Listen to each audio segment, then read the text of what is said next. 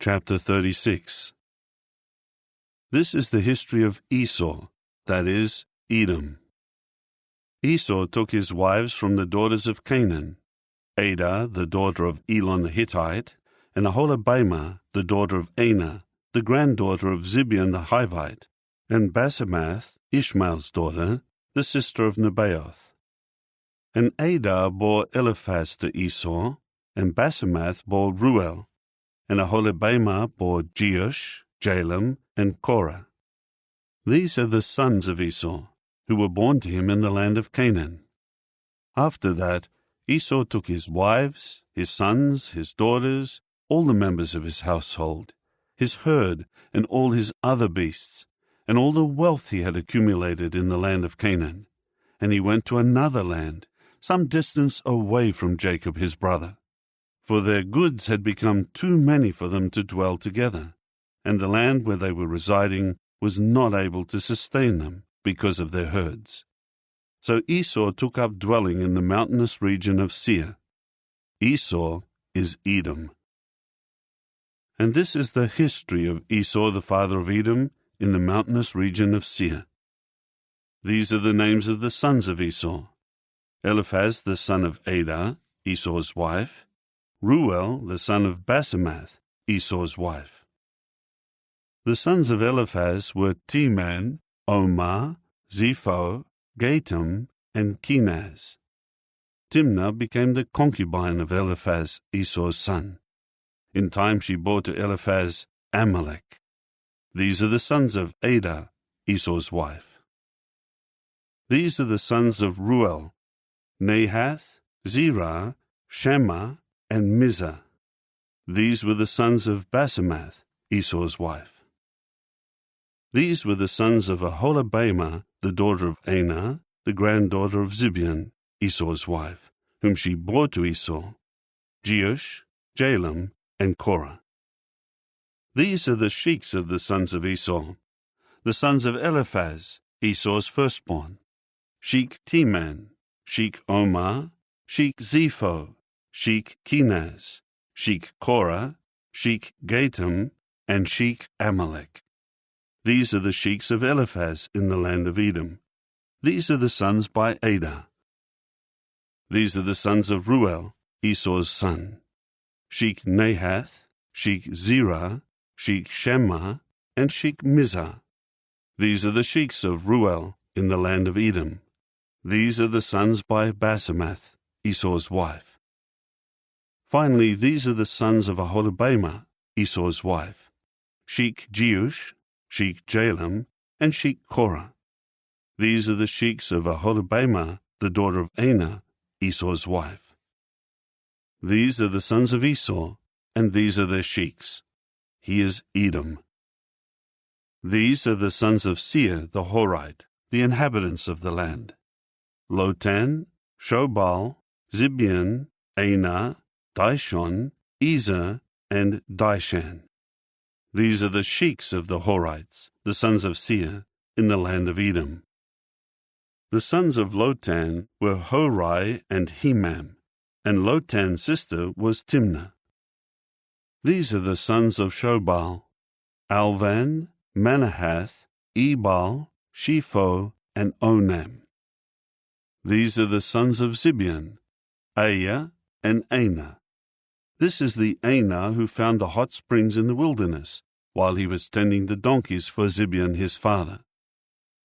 These are the children of Anah: Dishon and Aholibamah, the daughter of Anah. These are the sons of Dishon: Hemdan, Eshban, Ithran, and Kiran.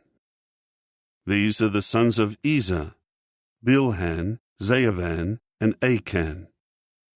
These are the sons of Dishan: Az and Aran.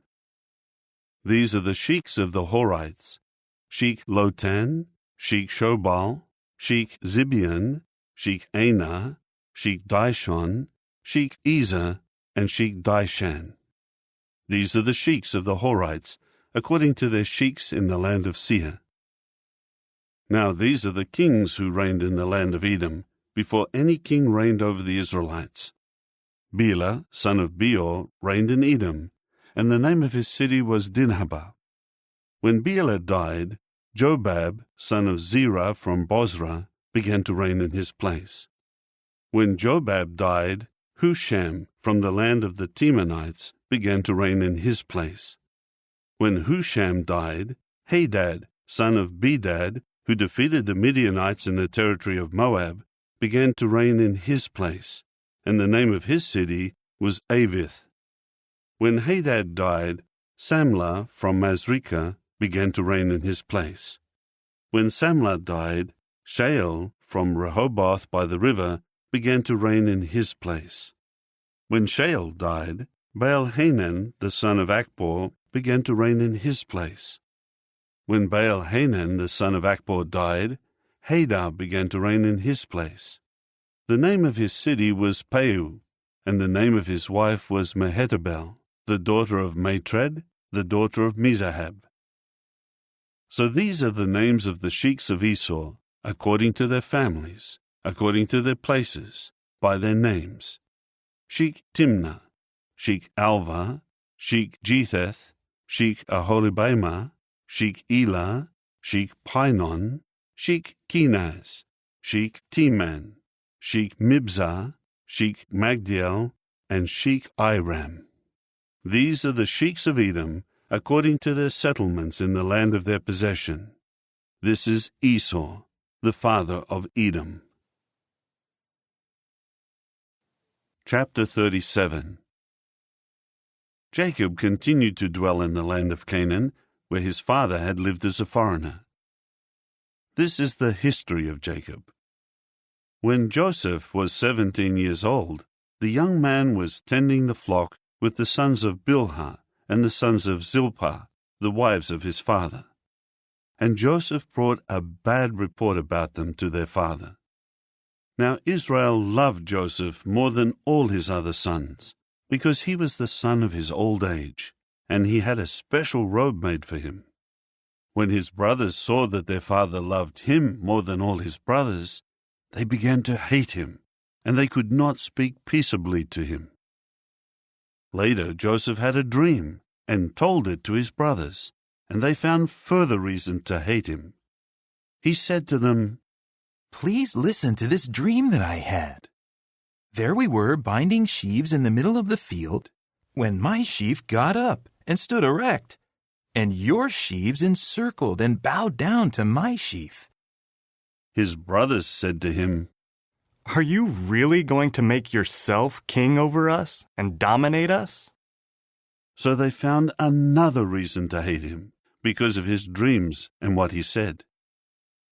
After that, he had still another dream, and he related it to his brothers. "I have had another dream. This time the sun and the moon and 11 stars were bowing down to me." Then he related it to his father, as well as his brothers, and his father rebuked him and said to him, "What is the meaning of this dream of yours? Am I, as well as your mother and your brothers, really going to come and bow down to the earth to you?" And his brothers grew jealous of him, but his father kept the saying in mind. His brothers now went to pasture their father's flock near Shechem. Israel later said to Joseph, "Your brothers are tending flocks near Shechem, are they not?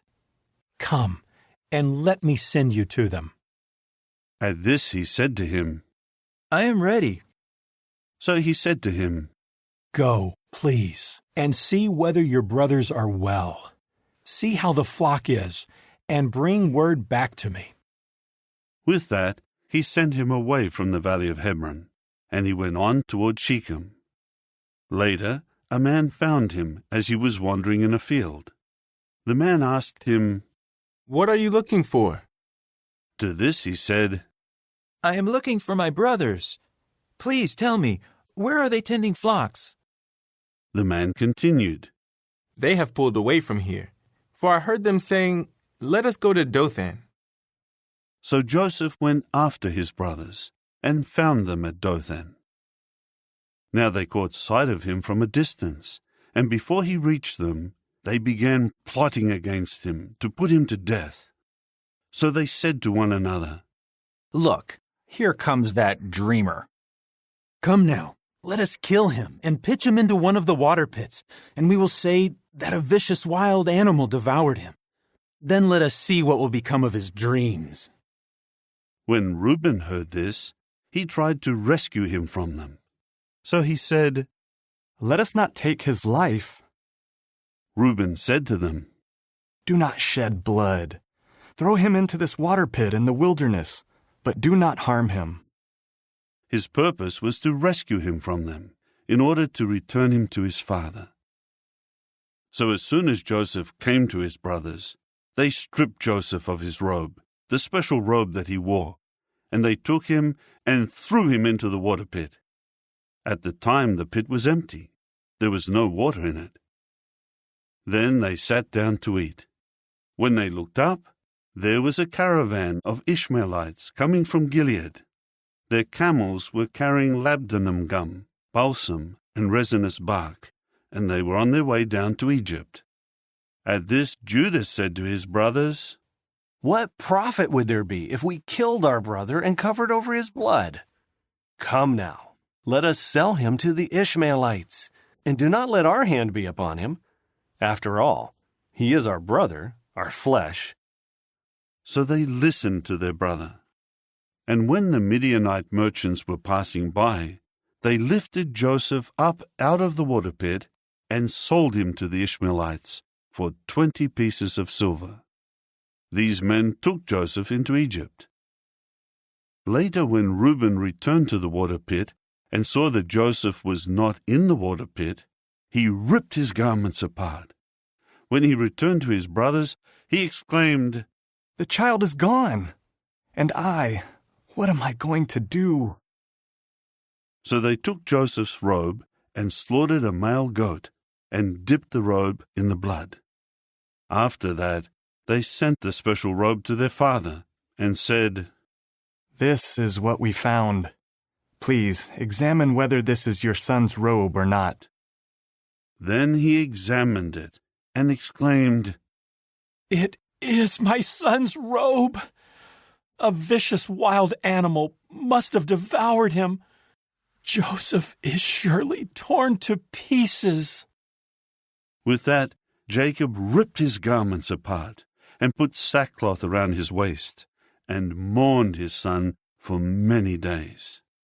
And all his sons and all his daughters kept trying to comfort him, but he kept refusing to take comfort, saying, I will go down into the grave mourning my son. And his father continued weeping for him.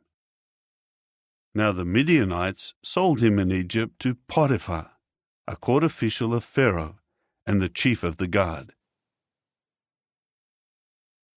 Chapter 38. About that time Judah left his brothers and pitched his tent near an Adullamite man named Hirah. There Judah saw the daughter of a certain Canaanite named Shua. So he took her and had relations with her, and she became pregnant. Later she bore a son, and he named him Again she became pregnant and bore a son, and named him Onan. Yet again she bore a son, and named him Shelah. He was in Achzib when she bore him. In time, Judah took a wife for his firstborn, and her name was Tamar. But Judah's firstborn, was displeasing to Jehovah, so Jehovah put him to death. In view of that, Judah said to Onan, Have relations with your brother's wife, and perform brother-in-law marriage with her, and raise up offspring for your brother. But Onan knew that the offspring would not be considered his. So when he did have relations with his brother's wife, he wasted his semen on the ground, so as not to give offspring to his brother.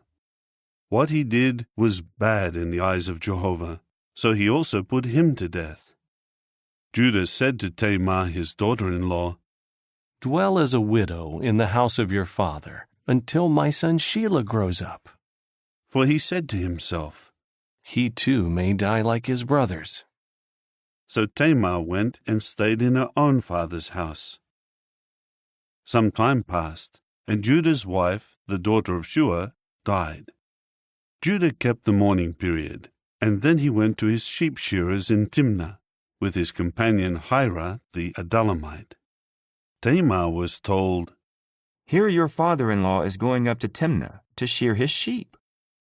With that, she removed her widow's clothing and veiled herself, and covered herself with a shawl, and sat down at the entrance of Enaim, which is on the road to Timnah, for she saw that Shelah had grown up, and yet she had not been given to him as a wife.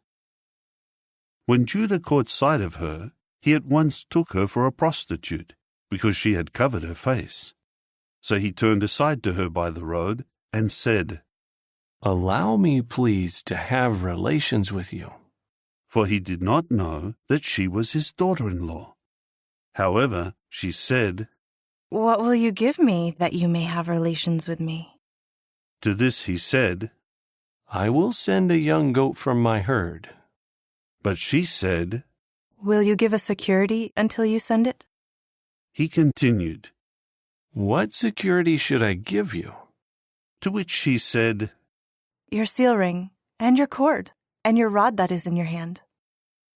Then he gave them to her, and had relations with her, and she became pregnant by him. After that she got up and went away, and removed her shawl, and clothed herself with her widow's clothing. And Judah sent the young goat by the hand of his companion the Adullamite, to get back the security from the hand of the woman, but he never found her. He inquired of the men of her place, saying, Where is that temple prostitute in Enaim along the road? But they said, No temple prostitute has ever been in this place. Finally he returned to Judah, and said, I never found her, and besides, the men of the place said, No temple prostitute has ever been in this place. So Judah said, Let her take them for herself, in order that we may not fall into contempt. At any rate, I have sent this young goat, but you never found her. However, about 3 months later, Judah was told, Tamar, your daughter-in-law, has acted as a prostitute, and she is also pregnant by her prostitution. At that, Judah said, Bring her out and let her be burned. As she was being brought out, she sent word to her father-in-law. I am pregnant by the man to whom these belong. Then she added, Please examine to whom these belong, the seal ring, and the cord, and the rod. Then Judah examined them, and said, She is more righteous than I am, because I did not give her to Shelah my son. And he had no further sexual relations with her after that. When the time came for her to give birth, there were twins in her womb. As she was giving birth, one put out his hand, and the midwife immediately took a scarlet thread and tied it around his hand, saying, This one came out first. But as soon as he drew back his hand, his brother came out, and she exclaimed, What a breach you have made for yourself. So he was named Perez. Afterward his brother came out, around whose hand the scarlet thread was tied, and he was named Zerah. Chapter 39. Now Joseph was taken down to Egypt, and an Egyptian named Potiphar, a court official of Pharaoh and chief of the guard, bought him from the Ishmaelites, who had taken him down there. But Jehovah was with Joseph.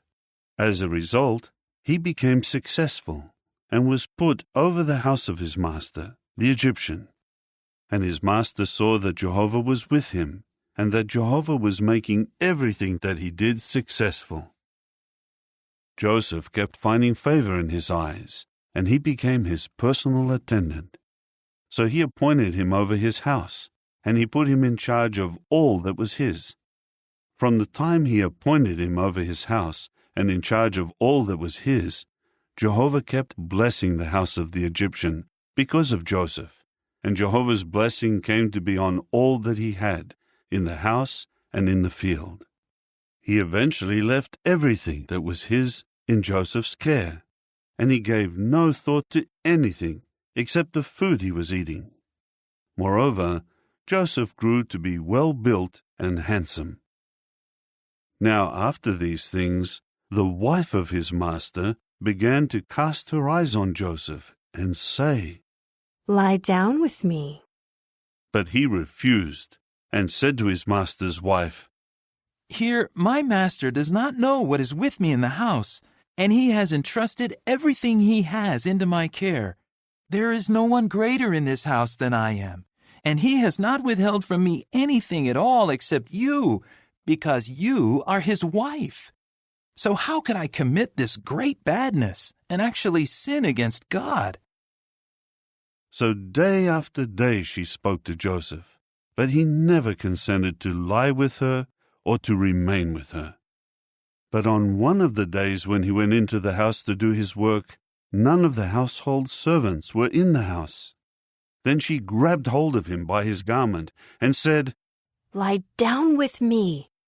But he left his garment in her hand and fled outside. As soon as she saw that he had left his garment in her hand and had fled outside, she began to cry out to the men of her house and to say to them, "Look, he brought to us this Hebrew man to make us a laughingstock. He came to me to lie down with me, but I began to cry out at the top of my voice. Then, as soon as he heard me raising my voice and screaming, he left his garment beside me and fled outside."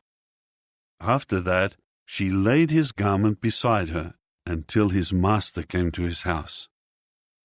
Then she told him the same thing, saying, "The Hebrew servant whom you brought to us came to me to make me a laughingstock.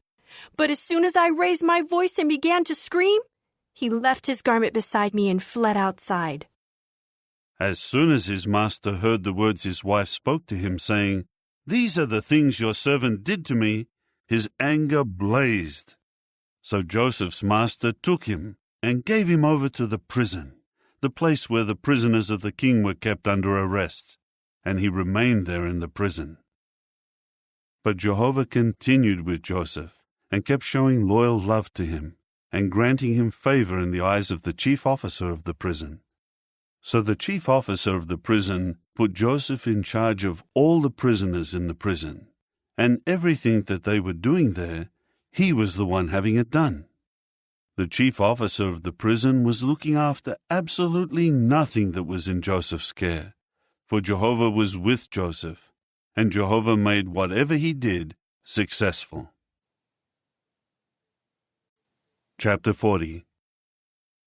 After these things, the chief cupbearer of the king of Egypt and the chief baker sinned against their lord, the king of Egypt. So Pharaoh grew indignant at his two officers, the chief cupbearer and the chief baker, and he committed them to the jail of the house of the chief of the guard, to the place where Joseph was a prisoner. Then the chief of the guard assigned Joseph to be with them and to take care of them, and they remained in jail for some time. The cupbearer and the baker of the king of Egypt, who were confined in the prison, each had a dream on the same night, and each dream had its own interpretation. The next morning, when Joseph came in and saw them, they looked dejected. So he asked the officers of Pharaoh, who were in custody with him in his master's house, "Why are your faces gloomy today?" At this they said to him, "We each had a dream, but there is no interpreter with us." Joseph said to them, "Do not interpretations belong to God? Relate it to me, please." So the chief cupbearer related his dream to Joseph, saying to him, "In my dream there was a vine before me, and on the vine there were 3 twigs, and as it was sprouting shoots, it blossomed, and its clusters ripened into grapes. And Pharaoh's cup was in my hand, and I took the grapes and squeezed them out into Pharaoh's cup. After that, I put the cup in Pharaoh's hand." Then Joseph said to him, "This is its interpretation. The 3 twigs are 3 days. 3 days from now, Pharaoh will bring you out, restoring you to your office, and you will put Pharaoh's cup into his hand as you did before when you were his cupbearer. Nevertheless, you must remember me when things go well with you. Please, show me loyal love and mention me to Pharaoh in order to get me out of this place. I was, in fact, kidnapped from the land of the Hebrews, and I have not done anything here for which they should put me in prison." When the chief baker saw that Joseph had interpreted something good, he said to him, "I too was in my dream, and there were 3 baskets of white bread on my head. And in the top basket there were all sorts of baked goods for Pharaoh, and there were birds eating them out of the basket on top of my head." Then Joseph answered, "This is its interpretation. The 3 baskets are 3 days. 3 days from now, Pharaoh will behead you and will hang you on a stake, and the birds will eat your flesh from you." Now the 3rd day was Pharaoh's birthday, and he made a feast for all his servants. And he brought out both the chief cupbearer and the chief baker in the presence of his servants.